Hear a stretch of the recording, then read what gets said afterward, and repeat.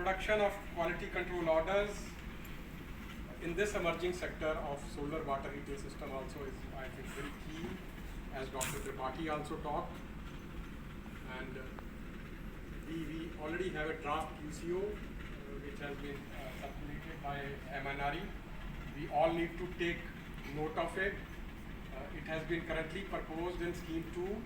No, we are considered, what we discussed with MNRE that it can be considered in Scheme 1 because all these products, both solar flat plate collector and the glass evacuated tubes, the manufacturers have already taken voluntary certification from BIS under our Scheme 1 in India. So it is easier for them to migrate even to the mandatory regime without any issues since they are already licensed under Scheme 1. So that is the recommendation.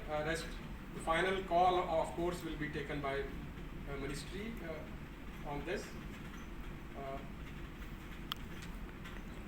This is the current certification status of the licenses, 27 for IS 129.